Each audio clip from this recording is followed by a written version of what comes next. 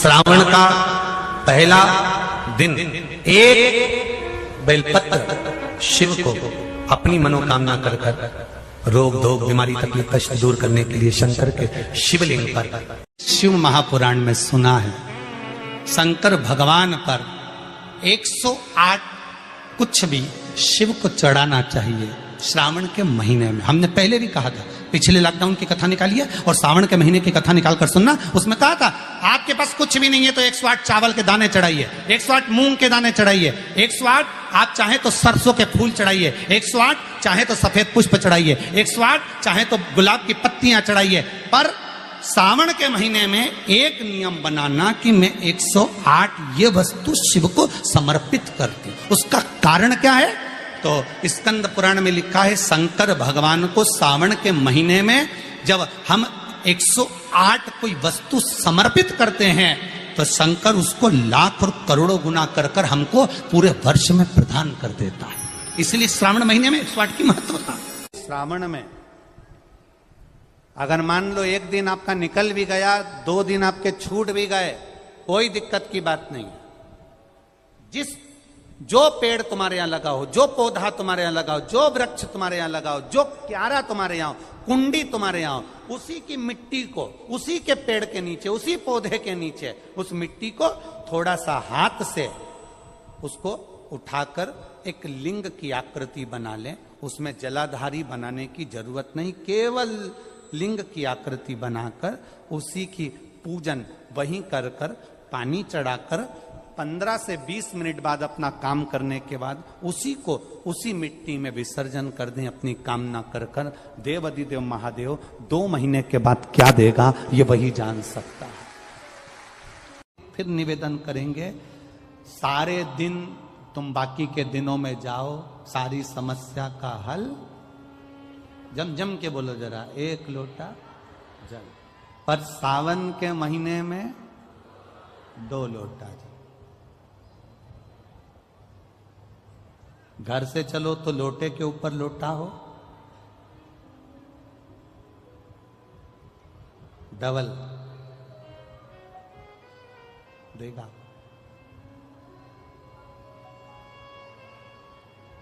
Double कब मंजिल double कर देगा, कब तुम्हारी आय डबल कर देगा, कब तुम्हारी जिंदगी के सुख को डबल कर देगा, पता ही नहीं पड़ पाएगा, पता नहीं चलेगा। डबल। और मंदिर में जैसे ही प्रवेश करो तो दोनों हाथ में, देहली पर चढ़ने से पहले 2 हाथ में कलश हो और शिव का मूल स्मरण श्री शिवाय नमस्तोभ्यम बोलते हुए देवादिदेव महादेव को धार चढ़ रही हो। 2 ही हाथ। श्रावण का पहला दिन, वैसे तो अभी आप गुरु पूर्णिमा की कथा सुनेंगे तो उसमें हम वर्णन करेंगे इस चीज का। श्रावण का पहला दिन और श्रावण का समापन का दिन, ये 2 दिन तुमरुका जी का नाम लेकर अशोक सुंदरी वाली जगह पर एक बेलपत्र अगर कोई समर्पित कर देता है तो उसके घर में वंश की कभी कमी नहीं आ सकती। उसके घर संतान जरूर होती है, पुत्र प्राप्त होता है, बेटी हो बेटा हो संतान अवश्य प्राप्त होती है, वंश बढ़ता है। ये वंश की वृद्धि। पूरे महीने बेलपत्र नहीं चढ़ा सकते तो प्रथम दिन हो रहा श्रावण महीने। सावन के महीने में जो शिवरात्रि आती है, उस शिवरात्रि पर जब आप और हम ऑनलाइन पार्थिव शिवलिंग का पूजन करते हैं प्रदोष काल में, शाम के समय, रात्रि के समय पर जब आप और हम पूजन करते हैं, पूरा विश्व सावन की शिवरात्रि पर ऑनलाइन पार्थिव लिंग को बनाकर पूजन करता है। उसकी जो कामना होती है, यहाँ कृष्णेश्वर महादेव की कथा कहती है, बाबा उसकी कामना पूर्ण करते हैं। अगर लड़के की शादी, लड़की की शादी ना हो रही हो, 35 साल, 40 साल, 42 साल के हो गए, विवाह का कोई योग ही नहीं बन रहा, 28 साल, 30 साल हो गए, बहुत प्रयास कर लिए, तो एक सावन के महीने का नियम, 2 लोटे जल लेकर देवादिदेव महादेव के सामने जाइए। यहां अशोक सुंदरी वाली जगह से दोनों धार एक साथ चढ़ाना प्रारंभ करिए और करते करते वो धार शंकर भगवान के शिवलिंग पर ले जाकर छोड़ दीजिए। ये सावन के महीने के अगर आपने मात्र 7 दिन भी लगातार अगर ये धार आपने चढ़ा ली है तो देवादिदेव महादेव की कृपा से 3-4 महीने में सूचना आपको प्राप्त। सावन के महीने में किसी भी एक सोमवार को अगर व्यापार नहीं चल रहा है, नौकरी नहीं मिल रही है, तो कोई तकलीफ आ रही है, तो कोई कष्ट आ रहा है, कोई रोग बढ़ रहा है, डॉक्टर से ऐसा लग रहा है कि ये बड़ी बीमारी बताने वाला है, शरीर में कोई गांठ पड़ गई है और वो जांच के लिए गई है, तो बिल्कुल श्रावण के महीने में किसी भी एक सोमवार को गंगा जल लेकर जाइए शिव मंदिर में। शंकर जी के मंदिर में थोड़ा सा गंगा जल नंदी को समर्पित कर कर, थोड़ा अशोक सुंदरी को समर्पित कर कर, थोड़ा गणेश और कार्तिकेय को समर्पित कर कर, थोड़ा सा गंगा जल जया विषहारा शामरीवारी दौतली और देव को समर्पित कर कर, थोड़ा सा गंगा जल शिवलिंग पर समर्पित कर दो। उस गंगा जल को वापिस झेल कर लेकर आओ। 3 दिन तक लगातार उस गंगा जल को पीना प्रारंभ करो। उसके बाद जांच के लिए आप कहीं पर भी जाइए, बाबा कृपा जरूर करेगा, ये निश्चित था। पूरे वर्ष आप सोमवार का व्रत करते हैं कि नहीं करते वो पता नहीं, पर सावन के महीने में 4-5 जो भी सोमवार पड़ जाएं, अगर उस पर अगर आपने व्रत कर लिया, व्रत को धारण कर लिया या शिवालय के जाकर भगवान शंकर की आराधना कर ली, तो पूरे वर्ष के सोमवार का फल सावन के महीने के 5 या 4 सोमवार में प्राप्त। तो भगवान शंकर को श्रावण प्रिय है। एक कारण कहा कि मंथन में जो विष निकला उस विष का पान किया और भगवान देवताओं ने मिलकर भगवान शंकर का जलाभिषेक किया। दूसरा कारण कहा, माता सती ने शंकर को पाने के लिए श्रावण के महीने में ही सबसे ज्यादा साधना करी है। और क्या करा था माता सती ने? एक बालू का मिट्टी का शिवलिंग बनाती थी, प्रतिदिन शिवलिंग का निर्माण करती थी और शिवलिंग का निर्माण कर कर उसकी पूजन कर कर अर्चना कर कर उसका विसर्जन करती थी सती माता। और माता सती का नियम था भगवान शंकर को पाने के लिए शिवलिंग का। तो हमारे यहाँ शिव महापुराण में लिखा है कि पार्थिव शिवलिंग का निर्माण होना चाहिए, और पार्थिव शिवलिंग का निर्माण करना है तो उसके लिए भी वर्णन करा गया। ब्राह्मण श्वेत मट्टी के शिवलिंग का निर्माण करे, वैश्य पीली मट्टी के शिवलिंग का निर्माण करे, क्षत्रिय लाल मट्टी के शिवलिंग का निर्माण करे और शूद्र काली मट्टी के शिवलिंग का निर्माण करे। कितना बड़ा शिवलिंग बनाना चाहिए? अगर हम पार्थिव शिवलिंग का निर्माण कर रहे हैं या हमारे घर में हम कोई मूर्ति रख रहे हैं या हमारे घर में हम कोई मूर्ति को विराजमान कर रहे हैं, तो उस मूर्ति का भाव कितना बड़ा होना चाहिए? तो कहा, जमीन पर अपने हस्त कमल को रखकर अंगूठे को ऊंचा कर कर देख लो, बस इतनी बड़ी मूर्ति घर के अंदर होना चाहिए। चाहे वो लड्डू गोपाल की हो, चाहे वो दुर्गा भवानी की हो, चाहे वो राम जी की हो, शंकर जी की हो, कृष्ण की हो, जिसकी रखना हो, बस इतनी बड़ी मूर्ति घर के अंदर होना चाहिए। क्यों? इससे बड़ी अगर मूर्ति होती है तो जैसे मंदिर में सेवा होती है उतनी सेवा की उसको जरूरत पड़ती है, और अगर इससे छोटी मूर्ति होती है, जितनी छोटी होगी उतनी सेवा कम करना पड़ती है। तो मूर्ति जितनी छोटी होगी उतना सुख प्रदान करेगी, उतना आनंद देगी। पर श्रावण के महीने में यदि आप रोज शिवलिंग नहीं बना सकते तो पूरे महीने में एक बार शंकर का शिवलिंग का, पार्थिव शिवलिंग का निर्माण करना चाहिए, जरूर करना चाहिए। और पार्थिव शिवलिंग का निर्माण कर कर उसकी आराधना, उसकी अर्चना, उसकी पूजन करना चाहिए। नमः शिवाय, ओम नमः शिवाय, ओम नमः शिवाय, नमः शिवाय। पार्थिव शिवलिंग का जब भी निर्माण करें, किसी थाली में या पात्र में, जिसमें भी आप निर्माण कर रहे हैं, उस पार्थिव शिवलिंग को बनाने से पहले उसके अंदर, पात्र के अंदर एक बेलपत्र रखे। बेलपत्र क्या, आपको कथा में कल कहा था, बेलपत्र का वृक्ष माता पार्वती के नयन अश्रु से प्रकट हुआ है, और रुद्राक्ष का वृक्ष शंकर भगवान के नयन अश्रु से प्रकट हुआ है। तो बेलपत्र रखकर फिर उसके ऊपर शिवलिंग का निर्माण करें, फिर उसके ऊपर शिवलिंग। उसका लाभ आनंदित होगा, उसका सुख आनंदित होगा, वो आनंद फल देने वाला होगा। कई लोग सीधे थाली में शिवलिंग बना देते हैं। माता पार्वती के हस्त कमल पर शिवलिंग का निर्माण है महाराज, हस्त कमल सुख देने के लिए। तो भगवान शंकर के शिवलिंग का निर्माण करें। माता सती ने भी किया। यही श्रावण के महीने में माता सती शंकर भगवान के शिवलिंग का निर्माण करती है, पूजन करती है, अर्चना करती है। फिर शाम के समय उस शिवलिंग को मस्तक पर स्पर्श कर कर जलाशय में, कुंड में, जल में, बावड़ी में, कुएं में, तालाब में उसका विसर्जन करती है मां। दूसरा कारण कहा, सती शंकर को इसी श्रावण में रिझाई थी, इसलिए शंकर को श्रावण अति प्रिय है। कि पहले आती है नवमी, फिर आवेगी एकादशी देवसोनी। तो भंडारिया नवमी का मतलब क्या होता है? भंडारिया नवमी का स्मरण क्या होता है? अभी आपको कहा था 9 जगह पर बेलपत्र चढ़ती है।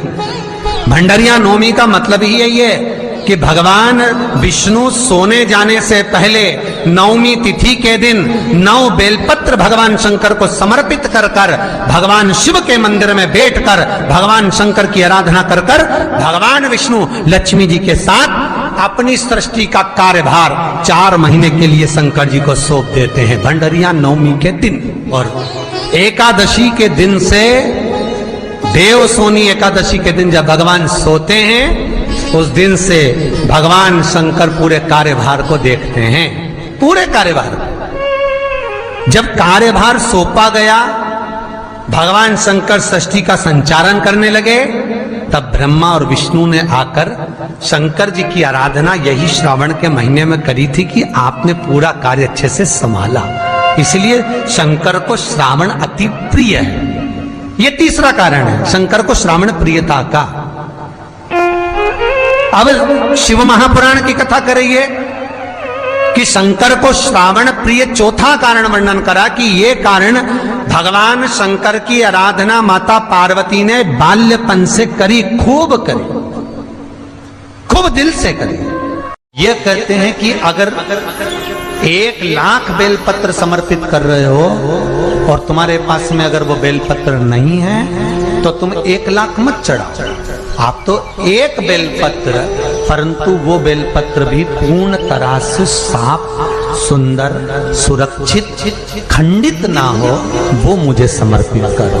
एक चावल का दाना चढ़ाओ पर वो खंडित ना हो, एक फल चढ़ाओ वो खंडित ना हो, एक पुष्प चढ़ाओ वो खंडित ना हो। शिव कहते हैं मेरे हाथों से मेरा पुत्र खंडित हो गया था, उस दिन से मैंने वचन दिया है माता पार्वती को कि खंडित वस्तु स्वीकार नहीं करूंगा और ना खंडित दूंगा।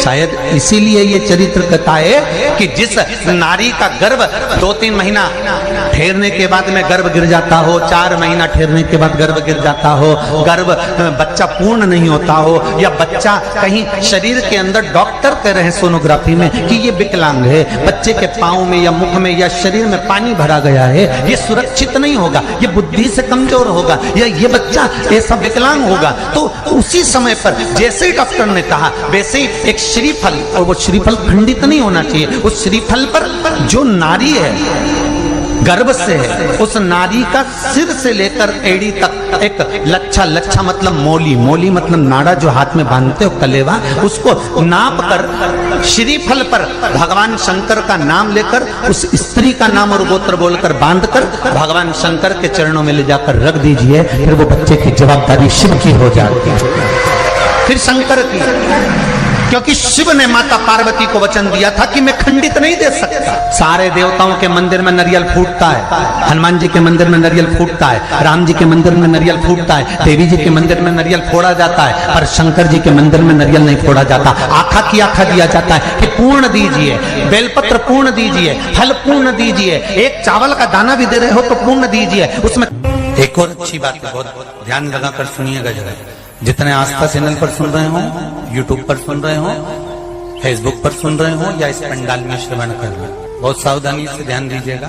कभी श्रावण महीने में अगर आप शंकर जी के मंदिर में जाएं और शिव मंदिर किसी वृक्ष के नीचे हो, बट वृक्ष के नीचे हो, चाहे पीपल के वृक्ष के नीचे हो, चाहे वो आंवले के वृक्ष के नीचे हो, चाहे वो बेलपत्री के वृक्ष के नीचे हो, चाहे वो शमी के वृक्ष के नीचे हो, चाहे जिस वृक्ष, कोई भी वृक्ष के नीचे अगर कोई शिवालय है, शंकर जी का कोई मंदिर या शंकर जी का कोई शिवलिंग रखा हुआ, तो एक दुर्वा किसी भी श्रावण महीने में तुम जब भी किसी शिवालय में जाएं, जिस वृक्ष के नीचे शिवलिंग हो, उस शिवलिंग पर ये शिवलिंग रखा हुआ है, ये जलाधारी है। जलाधारी पर जहां शिवलिंग रखा हुआ है वहां कटी भाग माता पार्वती जी का हस्तकमल, उसके ऊपर रखा हुआ है शिवलिंग, सामने अशोक सुंदरी और भगवान शंकर के दोनों पुत्र गणेश कार्तिके, ऊपर से जल गिरता है जया विषहारा शामलीवारी दौतली देव,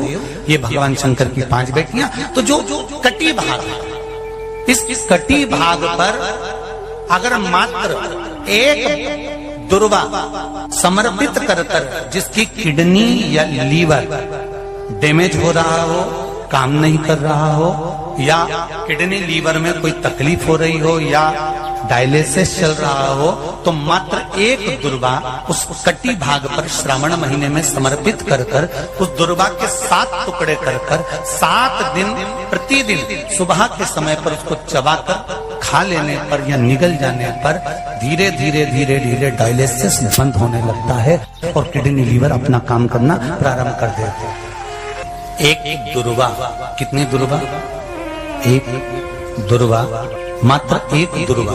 शंकर भगवान पर चढ़े हुए जल जब नीचे की ओर आता है, जिस जगह पर जल गिरता है उस जगह पर मात्र एक दुर्वा अपनी कामना कर इस शरीर के सुख के लिए शंकर भगवान के जल गिरने वाले स्थान के पास में अवधूतेश्वर महादेव के नाम से रख दी जाती है, तो जिंदगी में कभी बड़ी बीमारी नहीं आती। उसी तरह इससे रोग को समाप्त करने के लिए दुर्वा का प्रयोग किया गया। आप लोगों ने पूर्व में जो शिव महापुराण की कथा कुबेरेश लोहा की धरा से करी थी, वो आप लोगों को ध्यान में होगा। दुर्वा कैसे उत्पन्न हुई थी, दुर्वा का महत्व क्या है, कितनी दुर्वा चढ़ाना चाहिए, कैसी दुर्वा चढ़ाना चाहिए, दुर्वा की उत्पत्ति कहाँ से हुई है, दुर्वा तोड़ने के बाद पानी में डालने के बाद फिर हरी हो जाती है, इसका क्या कारण है,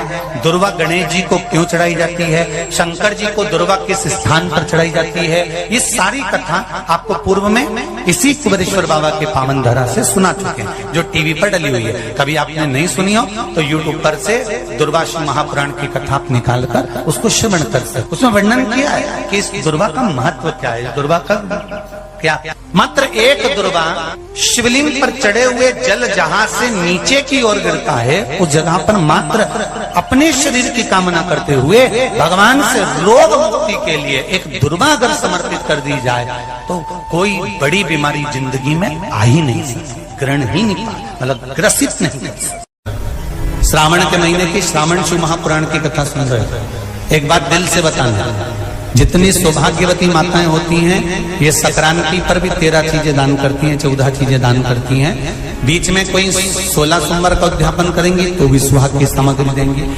उद्यापन करेंगी तो भी सुहाग की सामग्री देंगी, कोई कार्य करेंगी तो भी सौभाग्य की सामग्री देंगी। सौभाग्य की सामग्री का दान क्यों किया जाए, सौभाग्य सूचक वस्तुओं का दान क्यों किया जाए, सौभाग्य की वस्तुएं क्यों प्रदान करी जाती है, क्यों दी जाती है, उसका कारण क्या है।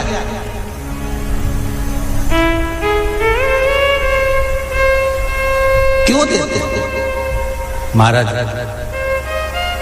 भारत की भूमि की सौभाग्यवती माताओं का एक मन की अभिलाषा रहती है, भारत की भूमि की माताओं की एक अभिलाषा रहती है कि जब उसके प्राण छूटे तो अखंड सौभाग्य धारण करके पति के कंधे पर और पुत्र के कंधे पर शमशान कर।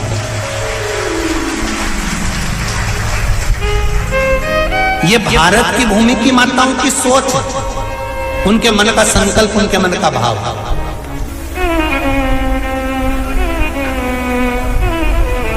क्यों देते हैं चूड़ी का दान, क्यों देते हैं बिंदी का दान, क्यों देते हैं अखंड सौभाग्य का दान? किस महाराज?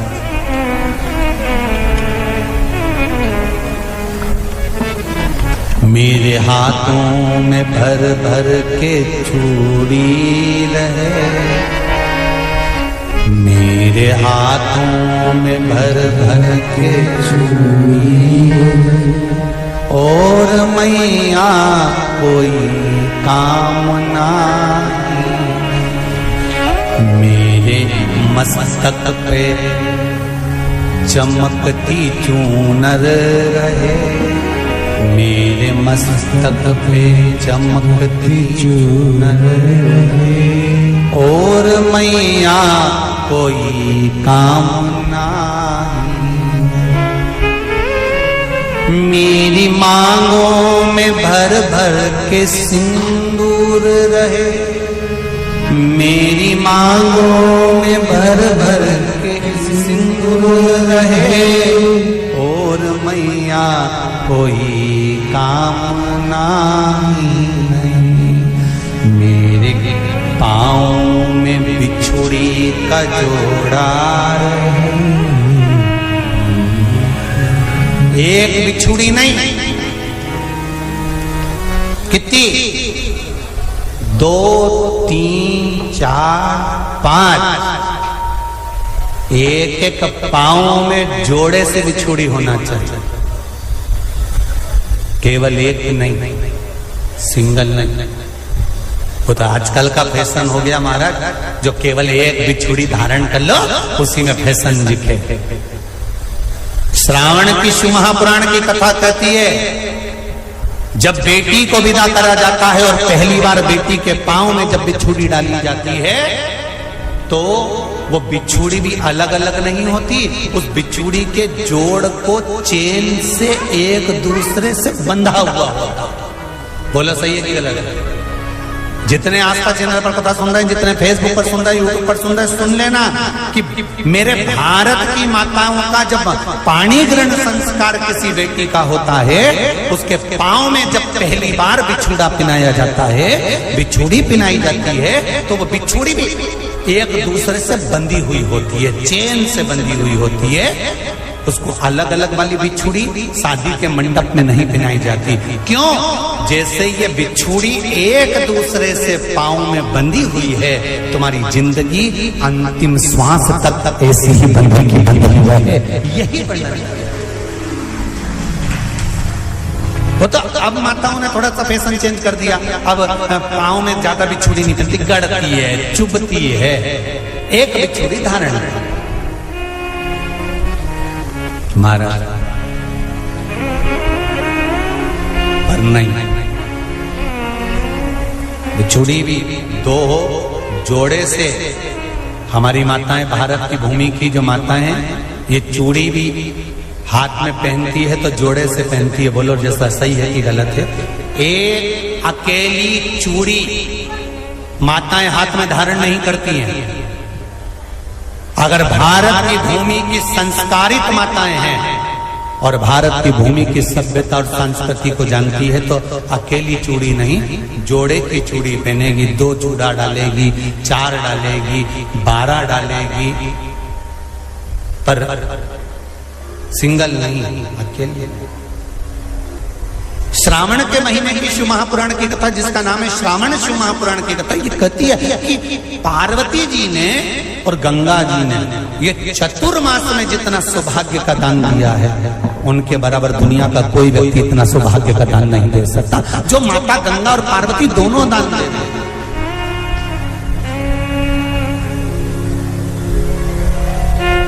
प्रतिदिन दे रहे हैं। और अब तो फैशन आ गया, तुम लोग जो सौभाग्य का दान देते हो प्लास्टिक की डलिया में देते हो, पर एक एक पुराण को उठा कर देख लेना, एक एक उद्यापन को उठा कर देख लेना, जितनी तुम कथा तुम्हारे घर में छोटी छोटी कथाओं की पोथियां पड़ी हो, उनको उठा कर देख लेना। उसमें नहीं लिखा कि प्लास्टिक की डलिया में सौभाग्य की वस्तु का दान दिया जाता है, उसमें लिखा है बांस की पिटारी में, बांस की डलिया में सौभाग्य की वस्तुओं का दान दिया जाए। क्यों? क्योंकि बांस वंश की वृद्धि करता है, बांस सौभाग्य की वृद्धि करता है, और बांस अखंड सौभाग्य। जैसे बांस का पौधा बढ़ते चले जाता है, बढ़ते चले जाता है, उसी तरह बांस की डलिया में जब दान दिया जाता है, बांस की टोकनी में जब दान दिया जाता है, तो ये भाव रखा जाता है कि तुम्हारा सौभाग्य ऐसे ही बढ़ता रहे। पर अब थोड़ा सा फैशन चेंज हो गया, तो प्लास्टिक की डलिया, पर प्लास्टिक की नहीं। तो गंगा मैया और पार्वती मैया चतुर्मास के अंतर्गत जो त्योहार पड़ता है, चतुर्मास के अंतर्गत जो व्रत पड़ते हैं, ये किसी दूसरे के नहीं है। तीज का व्रत माता पार्वती का, छठ का व्रत माता पार्वती का, चतुर्थी का व्रत माता पार्वती का, ये सारे व्रतों की शुरुआत गंगा और पार्वती ने अपने बल से